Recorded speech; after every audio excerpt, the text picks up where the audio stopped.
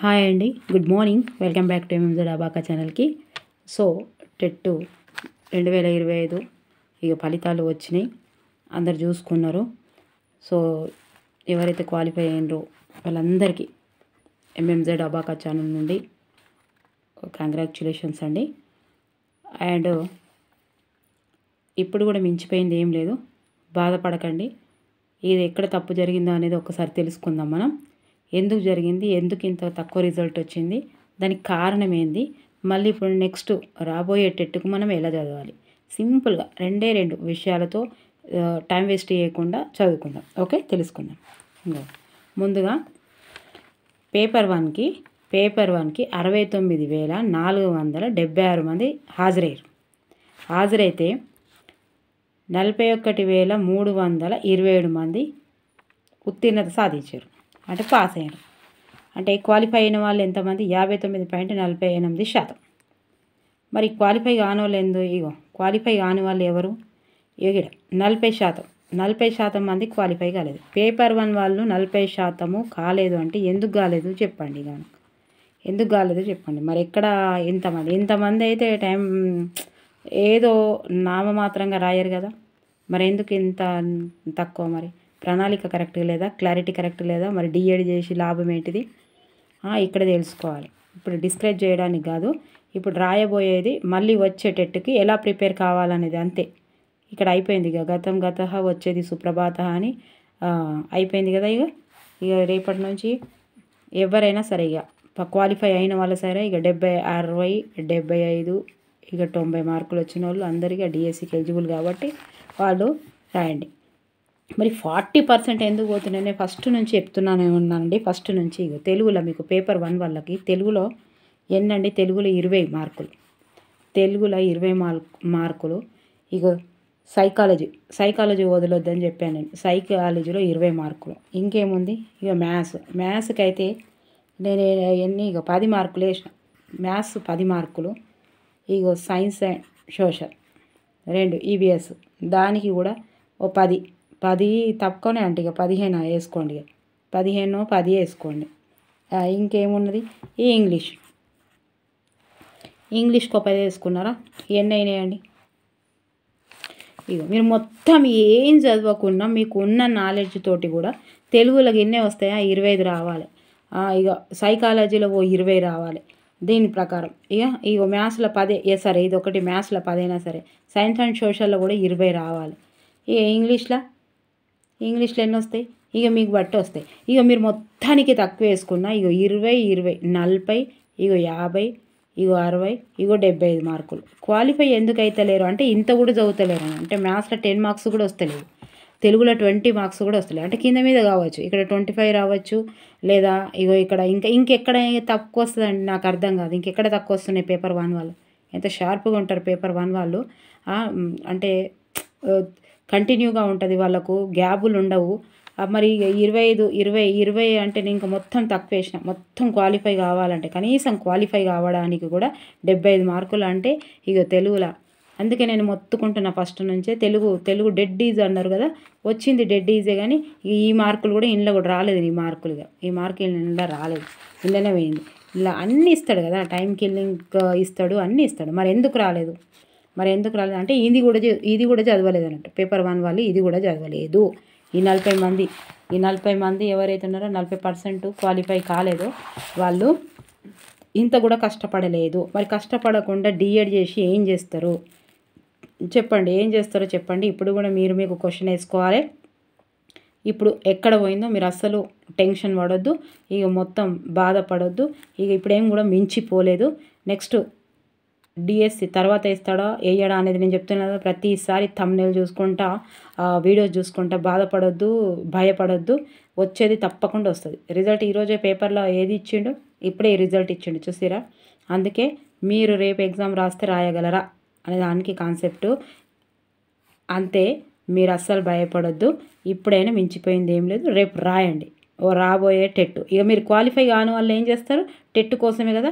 మరి ఇప్పుడు డిఎడ్ చేసి లాభం ఏం చెప్పండి. టెట్ క్వాలిఫై అయితేనే రేపు స్కూల్లో చెప్పుకోవడానికి కూడా, ప్రైవేట్ స్కూల్లో చెప్పుకోవడానికి కూడా ఆ డైట్ ఒక కేవలం అర్హత పరీక్షనే కాదు కదా అండి, అది జాబ్ని డిసైడ్ చేసే పరీక్ష కూడా కదా. మరి ఇంత నెగ్లెక్షన్ ఎందుకు? 40% ఫెయిల్ అవుతారా అండి పేపర్ 1 వాళ్ళు కూడా? పురాగా ఇంతకంటే తక్కువ వస్తున్నాయి, ఒక్కసారి చెట్టుకోండి. ఇంతకంటే తక్కువ వస్తున్నాయి మార్కులు అంటే ఇది ఏం చదువుతురు చెప్పండి, ఏం చదువుతురు చెప్పండి. అవునా? మిమ్మల్ని మీరే ప్రశ్నించుకోండి. అవును ఇంతే అని బాధపడద్దు. ఇప్పుడు కూడా ఇక మీరు మళ్ళీ రెడీ కాండి. ఆ డిఎస్సికి వస్తుంది తప్పకుండా, టెట్కి కూడా వస్తుంది. టెట్ తర్వాత తప్పకుండా ఇంకో డిఎస్సి రావచ్చు, ఇంకా ఏమేమి వస్తాయి ఇక చూద్దాం. కానీ మీరైతే డిఎడ్ చేసిర్రు, బిఎడ్ చేసిర్రు అంటే ఖచ్చితంగా టెట్ రావాల్సిందే. లేకపోతే ఆ సర్టిఫికేట్కి లాభం లేదు. ఆ సర్టిఫికేట్కి మనం బిఎడ్ చేసి సర్టిఫికేట్కి లాభం లేదు కదా.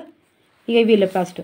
ఇక తర్వాత ఇక పేపర్ 2 ఓవరాల్గా చూసుకుంటే 31.21% వచ్చింది. ఇక మొత్తం ఇక పోయినసారి కంటే కూడా ఇక అంటే ఇక గట్లే ఉన్నది, గంతే ఉన్నది, ఇంకేంది గంతే ఉన్నది. ఇక మ్యాథ్స్ సైన్స్ చూసుకుంటే ఇక వీళ్ళ దాంట్లో చూసుకుంటే 69,390 మంది హాజరైతే 23,755 మంది క్వాలిఫై అయ్యారు. అంటే 34% పాస్ అయ్యారు. 34% పాస్ అయ్యారు. ఇక వీళ్ళకు మ్యాథ్స్, వీళ్ళకు కూడా సింపుల్గా నేను ఏం చెప్పలేదు. వీళ్ళకు కూడా ఏం చెప్పినా నేను ఫస్ట్ నుంచే మ్యాథ్స్ ఉన్న వాళ్ళకి ఇగో తెలుగులో 25 రావాలండి, కానీ నేను 20 వేసిన. ఇగో తెలుగులో 20, సైకాలజీలో 20, ఇక మ్యాథ్స్లోనైతే 7. వీళ్ళు అస్తమానం ఒక వీడియో కూడా చేసిన నేను. ఏమని అంటే మ్యాథ్స్ కోసం 7 అన్ని ఏలు పెట్టొచ్చినా మీకు 7 మార్కులు వస్తాయి. ఆ 30లో మొత్తం కలిపి ఏ అని పెట్టేస్తే కూడా 7 మార్కులు 6 మార్కులు వస్తాయి. ఇక దాన్ని వేసిన నేను లెక్కకు. ఏమైనా ఇది ఒకటి ఉంది కదా, ఏదే ప్రక్షేపణం అంటారా దాన్ని, ఏమంటారా, అందని ద్రాక్ష పుల్లన అంటారా, ఏమంటారు ఇక దాన్ని, నెట్ వేయడం అంటారా, హేతుకీకరణం అంటారా, దాన్ని ఏమంటారో చూసుకోరు ఇక. అయితే ఇది ఏమైనా మ్యాథ్స్ సైన్స్ అంటారు కాబట్టి దీన్ని ఇష్టపెట్టారు. దీన్ని 6 మార్కులు 7 మార్కులకే పెట్టారు. ఇక 20 మార్కులు ఇది, 20 మార్కులు ఇది. ఇంగ్లీష్లో 10 మార్కులు. ఇక ఎన్ని వచ్చినాయి? 20, 20, 60. సోషల్ అండ్ సైన్స్, సోషల్ వీళ్ళకు పేపర్ 2 వాళ్ళకు, సైన్స్ వాళ్ళకు. ఇక సైన్స్లో 20 వస్తాయి వాళ్ళకు చెప్పండి. ఇగో 20, 20, 20, 60, 60, ఇగో 70, ఇగో 77. నీకు ఎటు కాకుండా క్వాలిఫై అన్న అవుతావు కదా. మొత్తం లో కాస్ట్ వేసిన నేను. అంటే ఇంత కూడా చదువుతలేరు అన్నట్టు కదా, క్వాలిఫై కాలేదు అంటే ఇంత సీరియస్గా కూడా చదువుతలేరు అన్నట్టు. ఇది మొత్తం లాస్ట్ ఇంగ్లీష్లో 10 వేసిన నేను. మన ఇది సైన్స్ మన సబ్జెక్ట్ కదా, 30 మార్కులకు. మెథడ్ 6 మార్కులైనా దాంట్లో. ఇవి 24 మార్కులైనా, 24 మార్కులైనా. ఇక మెథడ్లో కూడా పోతానే. మరి ఏడ పోతానే మార్కులు చూడండి. పక్క ప్లాన్ లేకుండా ఎట్లా చదువుతున్నారు చూడండి. ఇక ఇంత అవసరమా? ఇక సోషల్ అయితే ఇంకా ఇక చూడండి వీళ్ళకి ఇంత వచ్చిందా. ఇక సోషల్లో అయితే 66,412 మంది హాజరైతే 18,629 మంది ఉత్తీర్ణత సాధించారు. అంటే 28% పాస్ అయ్యారు. 28% పాస్ అయ్యారు అంటే ఇక వీళ్ళు కూడా ఇక ఎంత ఘోరమో చూడరు. ఇక వీళ్ళు కూడా మస్తు ఘోరం. వీళ్ళకి కూడా చెప్పిన నేను సీరియస్.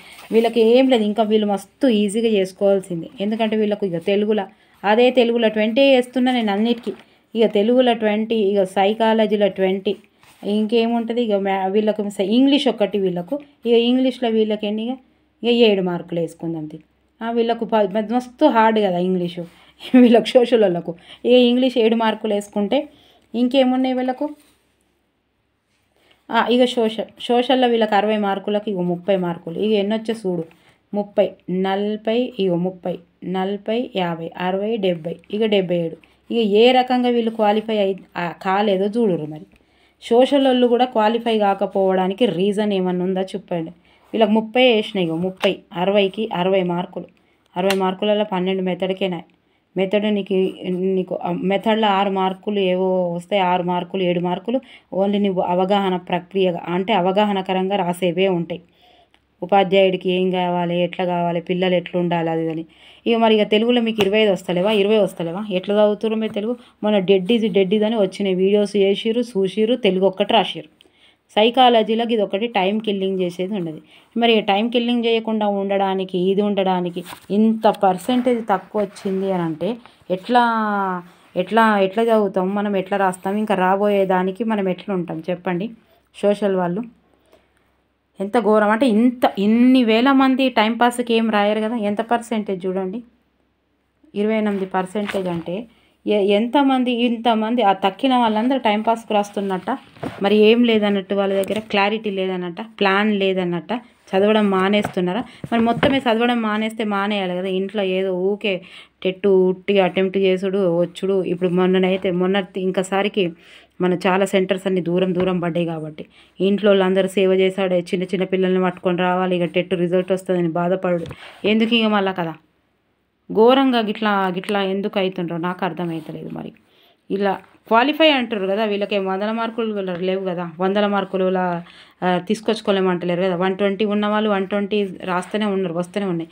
సింపుల్గా మనకి ఇవి రెండు చదివితే తప్పకుండా ఇదైతే ఉన్న జ్ఞానం లేని జ్ఞానం ఏదో ఒకటి పెట్టినా 6-7 మార్కులు ఇంగ్లీష్లో వస్తాయి. సోషలే కదా 30 మార్కులు నీకు చదవకుండా 30 మార్కులు ఉంటావు. ఎందుకంటే బుక్కులు మనం తీస్తున్నాం పెడుతున్నాం ఇక వస్తుంది. నేను అందుకే అంటాను ఊకే వీడియోలు చూసుకుంటా డిఎస్ ఎప్పుడు వస్తుంది ఎప్పుడు వచ్చినా నువ్వు రాస్తావా? మరి రాస్తావా డిఎస్సి? రాయి. టెట్ ఎప్పుడు పడుతుంది అంటే మళ్ళీ పడుతుంది టెట్. జాబ్ క్యాలెండర్లో 2 సార్లు వచ్చింది కదా. ఇక అందుకే చెప్తున్నానే, ముగ్గురికి కూడా చెప్పిన. ఇక చాలా సింపుల్గా మార్కులు తెచ్చుకోవచ్చు. ఇదంతా పోయింది, ఇక అయిపోయింది. దీని గురించి ఇక టెట్ గురించి మాట్లాడొద్దు ఇప్పుడు మనం. ఇక డిఎస్సి ఉన్న వాళ్ళు డిఎస్సి ప్లాన్కి వెళ్ళండి. మొత్తం డిఎస్సి ప్లాన్ ఇక చదువుతూనే ఉండాలి. లర్నింగ్ ఇక్కడ ఏమర్థమైంది మరి ఇప్పుడు మనకు టెట్ రిజల్ట్ వల్ల ఏమర్థమైంది? మనం అందరం కంటిన్యూలోనే ఉన్నాం. టెట్ మొత్తం కంటిన్యూలోనే ఉందరు. ఇప్పుడైతే అసలు నిన్నేమొచ్చింది, రేపేమొచ్చింది, 5-6 క్వశ్చన్స్ నిన్నటి వచ్చిన క్వశ్చన్స్ రోజు రావడం అలా కూడా జరిగింది. అలా జరిగితేనే ఈ మార్కులు వచ్చినాయి. మళ్ళీ రాకపోతే ఇంకేం మార్కులు వస్తుండేనేమో. ఇన్ని వీడియోస్ ఎన్నో ఆన్లైన్లో ఎన్నో వీడియోస్ వస్తున్నాయి, యూట్యూబ్లో ఎన్నో వీడియోస్ చూసిరు, మళ్ళీ ఇట్లా వస్తున్నాయి. ఎందుకంటే ప్లాన్ లేదు, క్లారిటీ లేనే లైఫ్కి క్లారిటీ ఒకటి లేదు, ప్లాన్ ఒకటి లేదు. చదువుదామనే ఆకాంక్ష కాదు, టైంపాస్గా రాస్తురా. ఇంతమంది ఏం రాయరు, బుక్ చదవడమే బంద్ చేసిరు, బుక్ ఏం చదువుతలేరు, తీస్తున్నారు. ఇప్పుడు మళ్ళీ నోటిఫికేషన్ పడ్డది అని అంటే, డిఎస్సి నోటిఫికేషన్ పడ్డది అనగానే మళ్ళీ బుక్కులు తెరవాలి, కూర్చోవాలి, ఇక వాళ్ళు ఎవరో కొట్టుకోవాలి. మరి వీళ్ళందరికీ వేస్టే కదా, ఇంతమందే కదా ఇప్పుడు కాంపిటీషన్. ఈ 18,000 మందే కదా ఇప్పుడు తక్కిన వాళ్ళందరూ వేస్టేనా అన్నట్ట కాదు. ఇప్పుడు కూడా మీరు భయపడొద్దు. ఇక ఇప్పుడు ఎక్కడ మనకు తప్పు జరిగిందో ఇక ఇంత కూడా చదువుతలేమన్నట్టు ఇప్పుడు కూడా మిడిచిపోయింది. ఏం లేదు, జాబ్ క్యాలెండర్లో 6 నెలలకు ఒకసారి వేస్తా అన్నాడు. ఇప్పుడు ఏప్రిల్లో ఉంటుందా, మరి ఎప్పుడు ఉంటుందో ఇంకా అథారిటీగా తెలియదు. కాబట్టి ఇప్పుడు ఎన్ని రోజులైంది, మనకు నోటిఫికేషన్ ఎప్పుడు వచ్చింది, ఆ లెక్కలు వేసుకుంటే మనకు తెలుస్తుంది. ఇంకా ఎప్పుడు వస్తుందో మనకు తప్పకుండా తెలుస్తుంది. అప్పటి వరకైనా పేపర్ 1 వాళ్ళైనా సరే, పేపర్ 2 వాళ్ళైనా సరే, పేపర్ 1 వాళ్ళకైతే ఏ ఇబ్బంది లేదు. మొత్తం 95% అదే సిలబస్ ఉంది కాబట్టి ఇక ఆ టెట్కి కూడా వస్తుంది. ఇంకా రాబోయే డిఎస్సీలకో అన్నిటికీ వస్తుంది. ఇక పేపర్ 2 వాళ్ళైతే, సోషల్ వాళ్ళైతే ఏమైనా తెలుగు రాసేది ఉంటే తెలుగు వస్తుంది, ఇది వస్తుంది. ఇక ఇది కూడా చదవండి, అవి కూడా చదవండి. ముందుగానైతే ఇక ఏమేమి వస్తుంది ఇప్పుడు టెట్ గురించి ఇక రేపటి నుంచి ఏ వీడియో టెట్ గురించి చూడొద్దు. టెట్ వస్తుందా, టెట్ పోయిందా, మళ్ళీ వస్తుంది, మీరు చదవాలి. చదివితే మంచిగా చదువురి, లేదు అంటే ఇక బంద్ చేసి గదే అంటే కదా, నేను 100 రూపాయలు ఉంటే 100 రూపాయలు దగ్గర బిజినెస్ చేసుకోవాలి. అనవసరంగా ఫ్యామిలీ మెంబర్స్ని మొత్తం ఇట్లా కష్టపడేది. ఎందుకంటే ఇక్కడ కొంచెం కూడా కష్టపడతలేం కదా మనం. ఇక్కడ డిస్కరేజ్ చేయడం కాదు, ఎక్కడికో ప్రణాళిక వస్తూనే లేదు. ఇంగ్లీష్ వస్తలేదు కదా ఇప్పుడు, చదువుడా కాదు ఇంగ్లీష్లో 2-3 రోజులలో 1 నెలలో అంటే ఇది వదిలేయమని చెప్తున్నా కదా. తెలుగు మనకు వచ్చు కాబట్టి తెలుగులో వడగొట్టుకుంటామా అండి మార్కులు? ఈ తెలుగు ఎట్లా రఫ్గా ఉండాలి కదా, తెలుగు ఇట్లా ఏమంటే అది సైకాలజీ మన కంటెంట్లో ఇక సగానికి సగమే కదా. తెలుగు కంటెంట్ అయినా, సోషల్ కంటెంట్ అయినా మనదే కదా. సైకాలజీ కూడా చాలా ఉంటాయి కానీ కొంచెం టైం కిల్లింగ్కి ఉంది కాబట్టి కొంచెం అవగాహన చేసుకోవడంలో అది ఉంది. సో దయచేసి ఇప్పుడు కూడా మించిపోయింది ఏం లేదు, తప్పకుండా డిఎస్సి వేస్తాడు. డిఎస్సి రాగానే మనం బుక్కులు పెట్టుకొని కూర్చున్నాడు కాదు, ఇది మనకు ఒక గుణపాఠం కావాలి. దీన్ని పట్టుకొని మనం ఇప్పుడు చేయాలి. బిఎడ్లు టెట్టులు రాకపోతే వేస్ట్, అంటే స్టడీ ఫీల్డ్కి వేస్ట్ అన్నట్టు. జీవితం వేస్ట్ కాదు, పార్ట్ ఆఫ్ లైఫ్. చదువు అనేది పార్ట్ ఆఫ్ లైఫ్ అంతే, అది కాదు. మరి మీరు ఎటు ఆలోచిస్తే కరెక్ట్గా ఆలోచించండి, లేకపోతే వేస్ట్ అయిపోతుంది కదా లైఫ్. ఎన్నిసార్లు రాస్తాం మనం? 2011 నుంచి రాస్తున్నారు. 2011 నుంచి రాస్తారు. ఇప్పటి వరకు క్వాలిఫై కాని వాళ్ళు క్వాలిఫై కానే కాలేదు. 100 మార్కులు వచ్చిన వాళ్ళకు 100 మార్కులే వస్తున్నాయి. ఇక 100 మార్కులు ఇగో 60 ఉన్న వాళ్ళకు 59 వస్తున్నాయి. 75 ఉన్న వాళ్ళకు ఈ 74లోనే ఉంటారు, 73లోనే ఉంటారు. 90 వచ్చిన వాళ్ళు ఇక 84, 80, 88, 89 గీనే ఉంటారు. ఎందుకుంటారు? మన మైండ్ సెట్. నేను ఫస్ట్ కూడా ఒక వీడియో కూడా చేసిన, అట్లా మైండ్ సెట్ అట్లా పెట్టుకోవద్దు. నేను 90 అని మైండ్ సెట్ పెట్టుకొని 84 వస్తాయని, 88 వస్తాయి, 89 వస్తాయి. నేను 60కే అని టార్గెట్ పెట్టుకొని గాడనే ఉంటాం. మళ్ళీ 56, 59, 57 గీనే ఉంటాం, క్వాలిఫై అవుతాం. సో దయచేసి అదే పెద్ద మిస్టేక్. ప్లానింగ్ లేకుండా, ప్రణాళిక లేకుండా కూడా చదువులు ఎక్కువైపోతున్నాయి మనకు. ఎప్పుడు బుక్కు అంటే రోజు అవుతలేం. రోజు పెళ్ళి వచ్చినా, ఏం వచ్చినా, ఎటు పోయినా రోజు 2 గంటలు చదువుకోవాల్సిందే అనే విషయాన్ని మర్చిపోయి ఆ నోటిఫికేషన్ ఎప్పుడు ఏమైనా ఆతృత్రం, ఎప్పుడు వస్తుంది, ఇది వస్తుందా, టార్గెట్, అది పోయిందా, ఏది పోయింది, రేపు వస్తుందా, పేపర్లో వస్తుందా రాదా, ఇప్పుడు ఇస్తాడా ఇయ్యడా, ఎప్పుడు ఇస్తాడు. పాస్ అయిపోయినాం మనము, టెట్టు పాస్ అయినాక ఇంకెప్పుడు ఇస్తేంది, రాయడానికి రెడీగా ఉన్నాం కదా, రాయనికి రెడీగా ఉన్నామా లేదా, అంతే. ఇప్పుడు కూడా ప్లీజ్ మించిపోయింది ఏం లేదు. దయచేసి మీరు రాబోయే కాలానికి ఏమంటారు కదా, చాలామంది సార్లు ఉన్నారు కదా, కొన్ని ఊత పదాలు వాడుతున్నారు అందరూ. అందుకే మనం రాబోయే కాలానికి కాబోయే టీచర్లం కాబట్టి కొంచెం అవగాహనతోటి, కొంచెం ఈ ప్లాన్ తోటి ఇది కొంచెం మనకు ఒక గుణపాఠం నేర్పాలి. ఇది మనకు పడి లేచిన కెరటం లెక్క చదవడం స్టార్ట్ చేద్దాము. మళ్ళీ ఫిర్సే షురూ కరింగే. ఓకే, నో ప్రాబ్లం అండి. ఇప్పుడు రాలేదు, వచ్చింది కదా ఇక్కడ ఇంత శాతము, ఇప్పుడు రాకుండా చూద్దాం. కనీసం క్వాలిఫై అయ్యడానికి కూడా ప్రయత్నం చేద్దాము. ఓకే, ప్లీజ్ దయచేసి అందరూ ఇక మళ్ళీ అప్పుడు బంద్ చేయొద్దు, బుక్కులు బంద్ చేయ వల్లనే ఇది జరిగింది. ఏమైనా ఎగ్జామ్ రాయంగానే బుక్కులు బంద్ చేయాలి. మైండ్ల నుంచే మొత్తం అన్కాన్షియస్లకి, అచేతనంలోకి పోయినట్టు పోతున్నాయి అన్నీ. అట్లా కాకుండా లర్నింగ్ రోజు చేస్తూనే ఉండాలి. పదే అదే బుక్కులకి వెళ్ళి ఇచ్చిండు, బుక్కులకి వెళ్ళి ఎటు పోలేదు. ప్రాక్టీస్ చేసుకుంటా, రోజు బుక్కులు చదువుకుంటా, విభిన్న ఆలోచనలతో చదువుకుంటా, టైం కిల్లింగ్ కాకుండా తొందరగా అవగాహన చేసుకునే స్థితిలో ఉంటూ ఆ కంట్రోల్ని సంపాదించుకుంటా రాబోయే ఈ ఫెయిల్ అయిన వాళ్ళందరికీ రాబోయే టెట్కి ఆల్ ద బెస్ట్ అండి. ఏం ఎంచిపోలేదు, మీరు ఇప్పుడు కూడా భయపడద్దు, అస్సలే భయపడద్దు. తప్పకుండా మీకు వస్తుంది ఖచ్చితంగా. కాకపోతే ఇది చెప్పడానికి ఉద్దేశం ఏంటంటే, మనం ఇంత కూడా కష్టపడలేదు కాబట్టి రాలేదు, మొత్తమే చదవలేదు కాబట్టి రాలేదు. ఇది వీలుగా అంతే కదా. మొత్తం మనకి ఈ 7 మార్కులు 20 మార్కులు ఇట్లా కూడా చదవలేదు కాబట్టి రాలేదు. తప్పు వాళ్ళది కదా, మనదే కాబట్టి ఇప్పుడు తప్పును సవరించుకోవాలి అంతే. అయిపోయిన దాని గురించి ఆలోచించొద్దు, మన చేతిలో లేని దాని గురించి ఆలోచించొద్దు, అంతే. ముందుకు పోవాలి, తప్పకుండా మంచి జరుగుతుంది. ఓకేనా.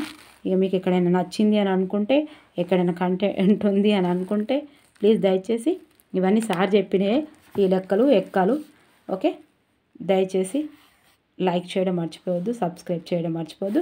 రేపటి నుండి కంటిన్యూగా ఉంటాయి. సార్ కామెంటు రాశారు, కరెంట్ అఫైర్స్ ఎక్కడి వరకు వస్తాయి మేడం అని. ఎప్పుడైనా 3 నెలలు 6 నెలలు అని ఉండేదండి. సో ఎట్లా ఇస్తున్నాడు అనేది కూడా మనకు ఆన్లైన్ ఎగ్జామ్ కాబట్టి అర్థమవుతలేదు. రీసెంట్లీగా ఉన్నవే ఇస్తున్నాడు. అండ్ లాస్ట్ కూడా ఇచ్చాడు. అవి జీకే కిందకా కరెంట్ అఫైర్స్ కిందకా అనేది అర్థం కాకుండా కూడా ఇచ్చాడు. అండ్ మన హాస్టల్ వెల్ఫేర్లో అయితే 2 నెల రోజుల క్రితం కూడా హెలికాప్టర్ నుండి చనిపోయిన ఆయన గురించి కూడా 1 నెల కిందిది కూడా ఇచ్చాడు. అలా ఎప్పటి వరకు అయితే చదువుతూనే ఉండాలి ఖచ్చితంగా. ఫస్ట్ అయితే మనకి ఎప్పుడు 6 నెలల ముందు నుంచి చదవాలి అనేది ఉండే కరెంట్ అఫైర్స్. ఇప్పుడు అన్నీ చదవాలి, 15 రోజుల ముందుది కూడా చదవాలి. ఓకేనా అండి. కరెంట్ అఫైర్స్ రోజు న్యూస్ పేపర్ చదువుతూనే ఉండాలి తప్పకుండా. ఓకే, నచ్చితే లైక్ చేయండి, సబ్స్క్రైబ్ చేయండి, షేర్ చేయండి. ఇప్పుడు మన దగ్గర రోజు కంటిన్యూగా వీడియోస్ వేస్తాను. విద్యా దృక్పథాలు మెథడ్ కంపల్సరీ చదవండి, ఎందుకంటే గురుకులానికి వస్తుంది ఇక్కడికి. తప్పకుండా మెథడ్ చదవండి అండ్ విద్యా దృక్పథాలు ఇవి 2 కంప్లీట్ చేయండి. కంటెంట్ ఓకే, ఇక దేనికైనా వస్తుంది, అవి దేనికైనా వస్తాయి కాబట్టి అవి స్టార్ట్ చేయండి. ఇప్పటికే లేట్ అయిపోయింది, టైం ఎక్కడ లేనే లేదు. ఓకే, నచ్చితే లైక్ చేయండి, సబ్స్క్రైబ్ చేయండి, షేర్ చేయండి. Thank you for watching. TET fail అయిన వాళ్ళు భయపడొద్దు, టెట్ పాస్ అయిన వాళ్ళు స్టార్ట్ చేయరి. మీకు మనస్ఫూర్తిగా వన్స్ అగైన్ కంగ్రాచులేషన్ అండి. ఓకే, మీరు అసలు భయపడద్దు, మీరు నెక్స్ట్ ఆల్ ద బెస్ట్ అండి. Okay, thank you for watching, bye, take care.